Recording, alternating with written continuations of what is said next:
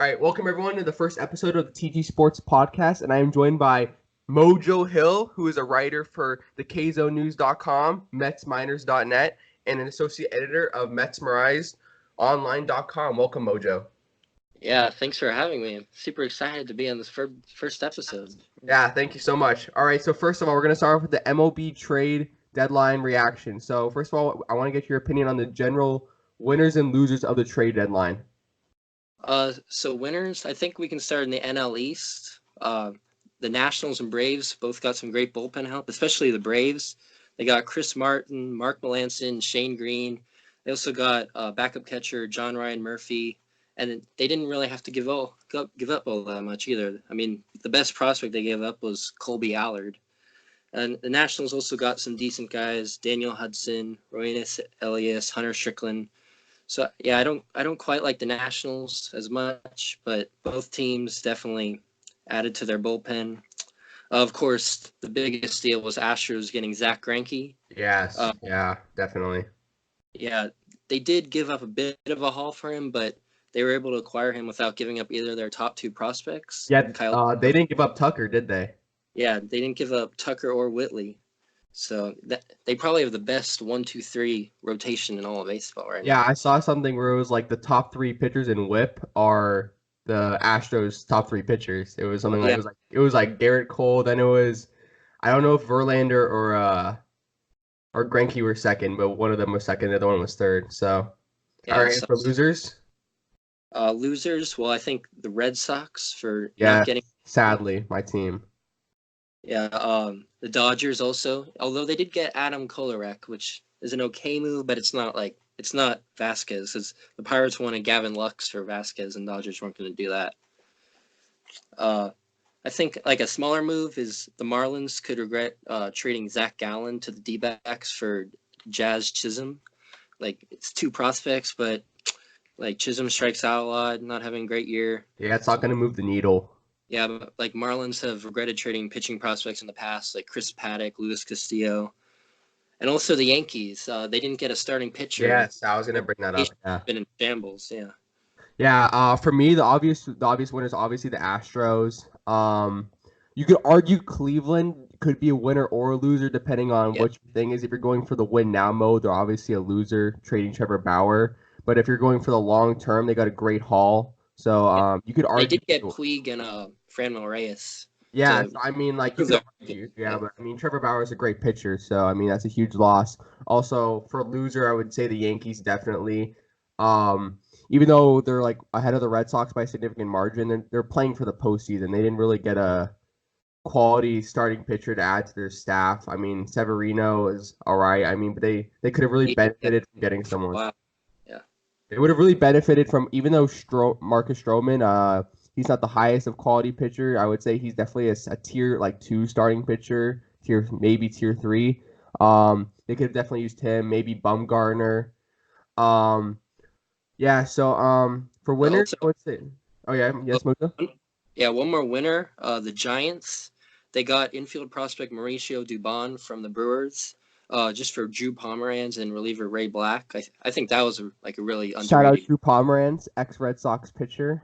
Yeah, yeah. Pomeranz has been pretty bad the last couple of years. I used to like him, but yeah, and also for getting Scooter Gennett for a player to be named later. That was a nice get. And For obviously, you're a big follower of the Mets. What do you think of? Would you consider right now the Mets to be a winner or a loser of the deadline, getting Marcus Stroman? I'd say they're kind of in the middle, maybe slight winner. Like I wasn't a huge fan of the Stroman deal because I didn't like giving up Woods Richardson, especially, and also Anthony Kay. I really don't think they should have gotten rid of both those guys. But if they can extend Marcus Stroman, I'll be a lot happier. Yeah, okay. And what for an extension? What are you thinking? What do you think he's worth right now? Uh, well, probably like 4 years, maybe like 70 million or something. 70 million. All right, so just under 20 a year, so probably like 18 or something. All right, Yeah. so now let's talk about the biggest trade of the trade deadline, which was Zach Greinke to the Houston Astros for the Diamondbacks. What do you think about that initial reaction? I actually think it was good for both teams. Astros obviously got a great starting pitcher. Even though he's getting older, he's still having a really good year. But they did it without having to get rid of Tucker or Whitley, which was really Yeah, nice. I saw. Yeah, definitely. That was a huge move by them. Yeah, but Diamondbacks still got a haul. They still got the Astros number 3, 4, 5, and 22 prospects. So they still got a nice haul, even Yeah, though and I heard the Astros got like 24 million or something to pay off the salary. So I mean, they had to give up a lot, but I mean, they're going all in this year, trying yeah, to get trying to get their second World Series in 3 years. yeah. I think there's still some questions in their rotation after those three. Like I'm Yeah, not a fan of Wade Miley, even though he's having an okay year. yeah, But still, that 1, 2, 3, especially like in the playoffs, whoever has to face them, like in the ALDS, yeah, that's scary. yeah, definitely. All right, now going to probably I would argue the second biggest trade, which is Marcus Stroman to the Mets from the Jays. Um, my initial reaction was, I mean, what are like? I really don't know what the Mets are doing, to be quite frankly. Like, uh, are they competing now, or are they trying to win later? I mean, because they have a great young core in Alonso, Syndergaard. I mean, you could argue they could win now, and they Right. showed that over this past offseason when they tried to get Cano and Diaz, but it just hasn't worked out. And obviously, yeah, I mean, I don't know, like Marcus Stroman, if they don't re-sign him, I mean, it's a total bust of a move. And obviously, there were reports he wasn't too thrilled about being traded to a non-contender. He wanted to go to the Yankees, Red Sox, or Astros. So, yeah, what do you think about that? Yeah, well, supposedly Brody Van Wagenen said we're trying to win now and in the future. Well, he sacrificed the future, and they haven't really been winning now, which is kind of a They're, ba- problem. they're basically they're going to be forced to overpay now for Stroman in free Yeah, agency if they don't yeah, sign the extension, obviously.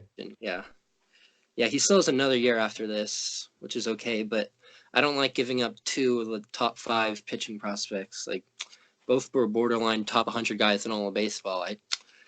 Woods Richardson's only 18 years old and striking out guys at a high rate and just high A. So Yeah, one of them I'm not huge into the Mets minor league system, but I heard that one of them was like the 2016 first round pick.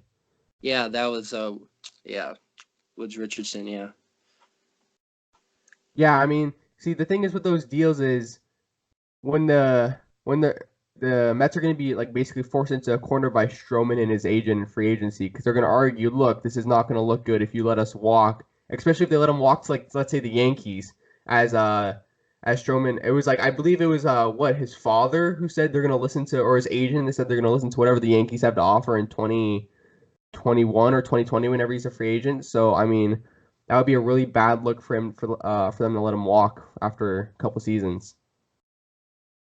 yeah, Wood. Yeah, All right, and next we're gonna talk about Trevor Bauer.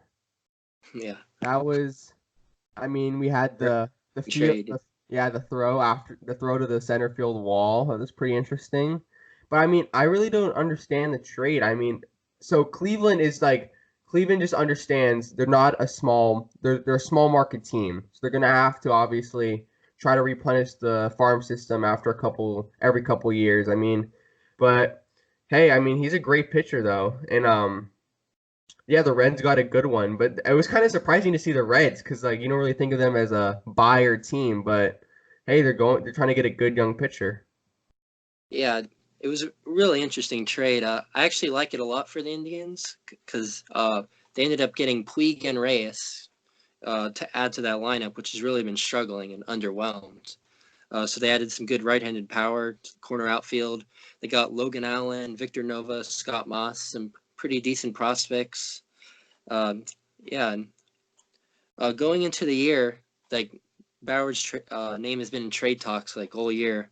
Yeah. Uh, Indians thought they were going to win the division easily. They're like, oh yeah, we can trade Bauer, we'll still win.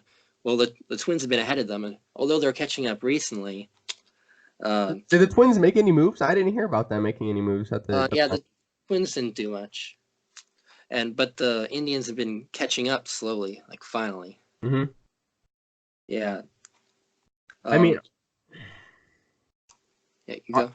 yeah, honestly, I don't understand. I mean, the Reds, I was very surprised. I was expecting a real contender to go after him.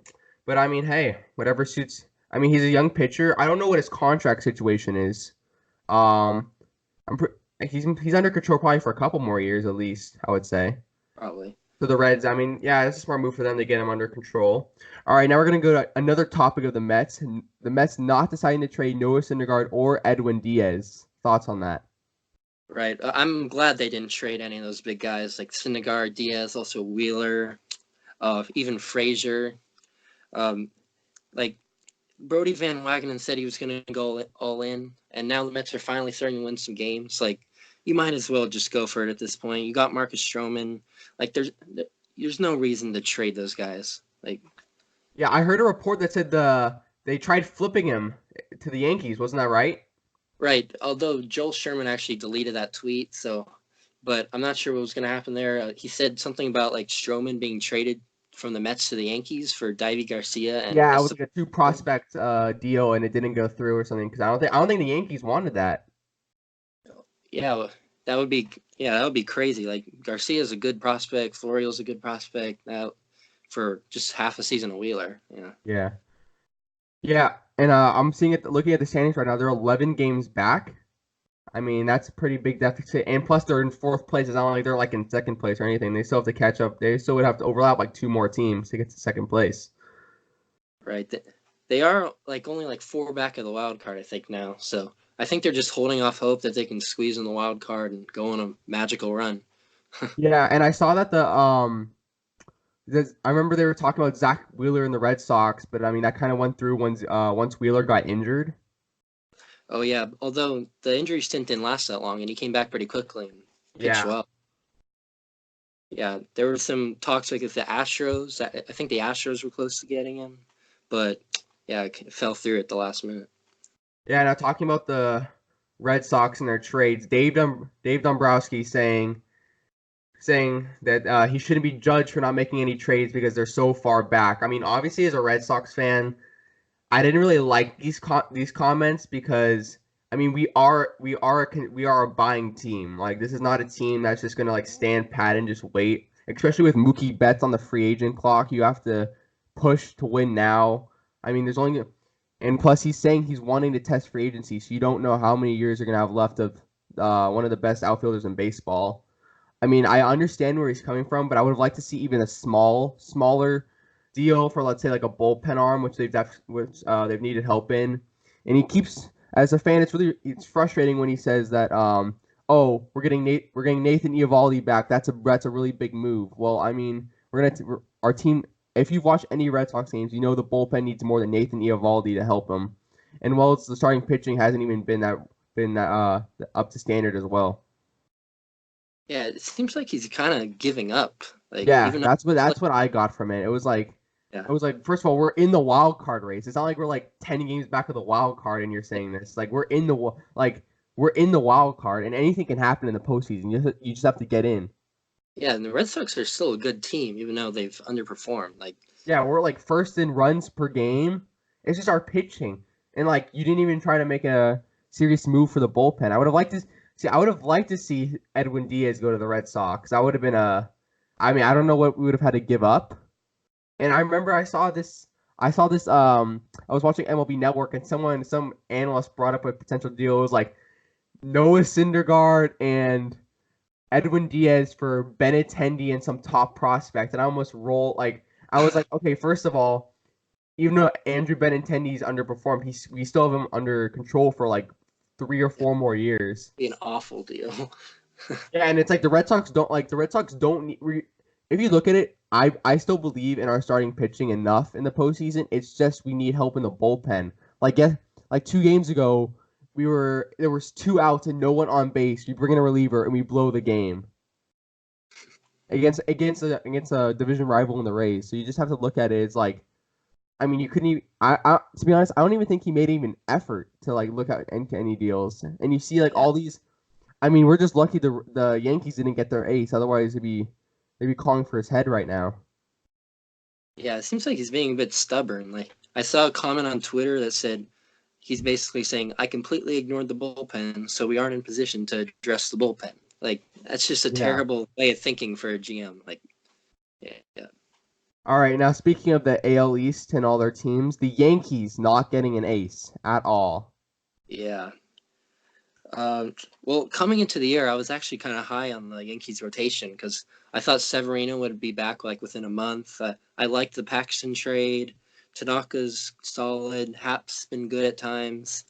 They have this young guy coming up, Domingo Herman, but Severino still hasn't come back. Tanaka's struggled recently. Paxton hasn't been as good as people thought he was going to be. Hap's been terrible. Yeah, no, I haven't even heard about James Paxton. I remember in Seattle, he was like, I remember he started off, he had like under a 2, did he have under a 2.0 ERA? Uh, I don't he remember. he's shown lots of flashes of being good. He was just always hurt with the Mariners. Yeah, he was Oh, always hurt. yeah. Yeah, I mean, obviously as a Red Sox fan, I'm super happy they didn't get anyone. I'm like, because it's like when I remember I actually went to a game when they played the Yankees, and we took 3 out of 4 against them, and I was just like, wow. I mean, if they got Bumgarner, that'd be a scary rotation when all Uh, healthy to have him, Tanaka, Severino, Paxton, and yeah. So I mean, you could argue the Yankees. I mean, with the Astros going all in, you'd have to say they're the definitive favorites in the AL right now over the Yankees. But I mean, the Yankees still have a great offense that can put up runs. So it'll just be a battle of basically the pitching of the Astros versus the hitting of the Yankees. yeah, and the Yankees do still have a pretty good bullpen, even though Yeah, Chapman isn't quite as good as he used to be. yeah. He always struggles against the Red Sox for some reason. The Red Sox fans love messing with Chapman at the games. But Yeah, yeah, they have well, Ottavino, Britton, right. Betances. Yeah, hopefully Severino comes back for them sometime soon. Yeah. That would help a lot. All right, now the Giants not selling completely, at least. Right.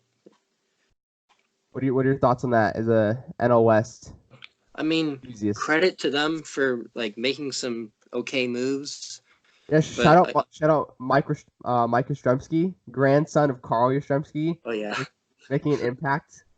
right. Honestly, I don't think on paper they're a good enough team to like actually make a run. Yeah, I mean, it's a fairy tale story that's gonna end harshly. yeah, they're giving Bruce Bochy one last chance because he's retiring at the end of the season. Um, I mean, yeah, they still have pretty good bullpen, even though they traded Dyson and Black. Dyson actually just blew a save today in his first appearance for the Twins against Yeah, Tomorrow. Yeah, so I don't see the Giants making the wild card, honestly. yeah. I mean, as a Dodgers fan, you really because if you don't know, Mojo's both a Dodgers and Mets fan. I mean, you really don't have to worry about anything in that division. Yeah, and I don't even see them sneaking in a wild card spot. There's a bunch of teams who are like kind of on the brink of the wild card who could make a run, and I think all those teams are more talented than the Giants. The Mets, the Reds, all are more talented than Especially the with the Reds Giants. having Bauer. yeah. So yeah, that's a.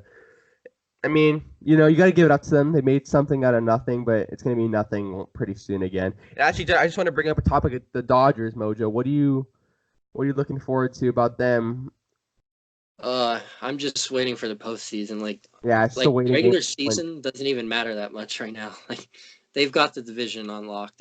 It's about finally performing in the Would you have postseason liked all to the see way. them make any moves? I mean, I There would was have liked Felipe Vasquez or someone yeah. like that. Um, but I mean, they did make a couple okay moves, like Jed Jerko and Adam Kolarek, or like okay moves. Okay. And they didn't sacrifice their future. They didn't give up any big prospects like Lux or May or Smith or any of those Yeah, there guys. was talk of them, even if they couldn't get, let's say, a Vasquez in the bullpen, of getting another starting pitcher and moving one of their starters to the bullpen to help bolster. Because me and Mojo actually went to a Dodgers Marlins game, and the Dodgers' infamous bullpen blew, I think, a 6-1 lead in the eighth inning or Yeah, something close to that.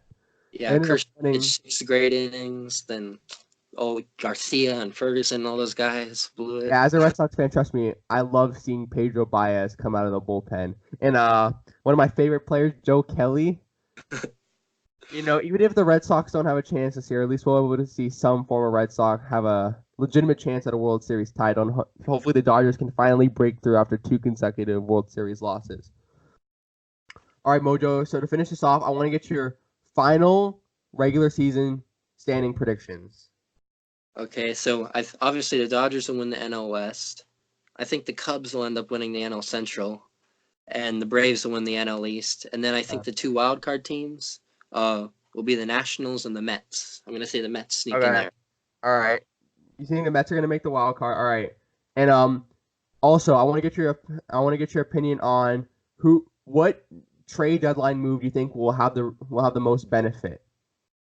Uh, Oh, and prop do one for win now and a future move that was made.